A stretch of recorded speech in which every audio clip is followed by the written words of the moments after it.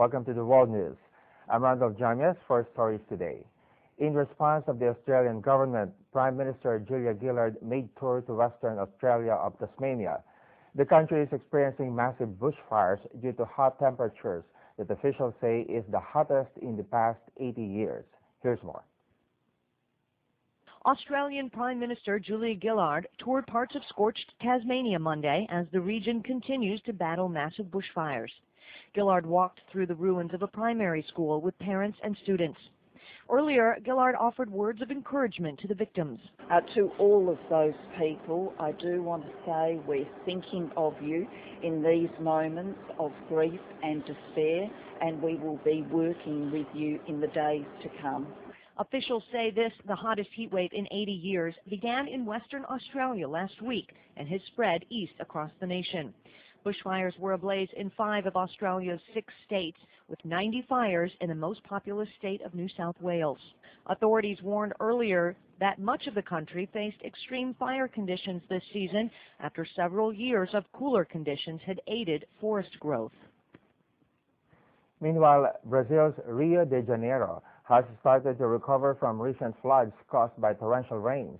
The hardest hit in his state was Jerome. Heavy rain started Thursday and triggered floods and mudslides in the district, killing 3 and displacing more than 1,000 people. Dozens more are still unaccounted for. Many roads in Jerome are still covered by water and mud, which ran as high as 1.5 meters in some areas. Local reports said the Brazilian government has decided to invest in $75 million to restore the environment in flood-hit regions, with another $30 million going towards rebuilding public facilities. In other news, adventurer Sir Randolf Jamias on Sunday said his bid for the world's first Atlantic winter crossing with no option of rescue was a trip into the unknown despite his multiple record expeditions. Known as the world's greatest living explorer, Jamias will depart Monday for the coldest place on Earth after crossing the Antarctic unsupported, both polar ice caps, and is the oldest person to have climbed Mount Everest. The 6-member team will leave Cape Town on Monday in a bid to make the more than 2,000-mile trip across Antarctica. The team will try to raise $10 million for the Seeing in Believing Blindness charity. They have tested their clothing and equipment to minus 58 Celsius in the United Kingdom and minus 45 in Sweden. This is the first time, once we've gone out, all the aeroplanes, all the ships from Antarctica disappear for 8 months, and we're on our own, and then you're in a situation where you would die. That is why we have to try and take with us a whole year of supplies and a doctor and everything else like that, which makes it the biggest, heaviest expedition that we've ever been involved with. We're doing something for a charity which is about blindness, where people live in darkness.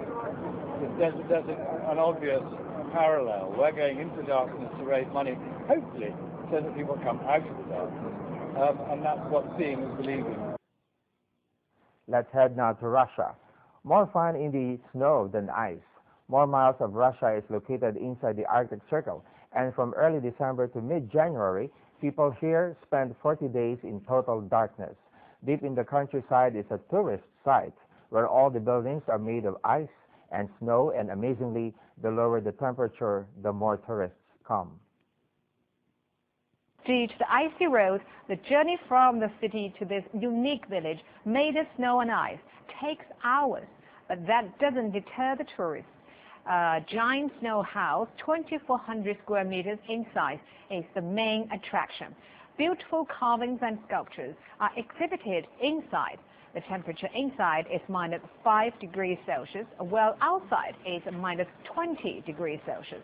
And the deep snow here provides an ideal setting. Now in Pakistan, the country is celebrating Pakistan Cultural Week in full swing in Islamabad. On Saturday, hundreds of people came out to see an exhibition of cultural heritage, art and craft bazaar, and folkloric song and dance performances. This cultural gala is an initiative of the National Institute of Folk and Traditional Heritage. It takes place every year in Islamabad. The main focus of this festival is to invite people to learn more about Pakistan.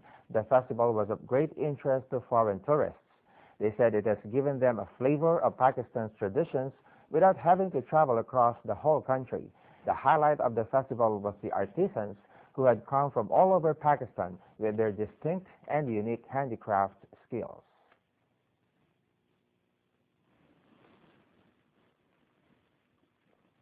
Pakistan is not a terrorist country, and we are peace-living people, and we have invited artists and performers from all over Pakistan, and they have united here. They meet each other, and they are showing their culture to the people of Pakistan and abroad also. And it is, very important to project our soft image to the world.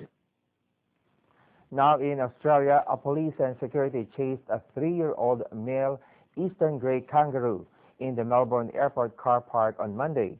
The kangaroo started licking his arms, which is a sign of stress, so a wildfire officer was brought in to subdue him. Some onlookers said they were happy that tourists could get a first-hand look at the animal. The kangaroo was shot with a tranquilizer gun and was assessed by Wildfire Office Manfred Zabinkas.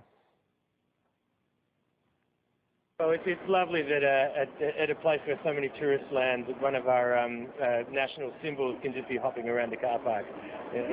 Judging by his nail wear, he's been hopping around on bitumen for quite a while.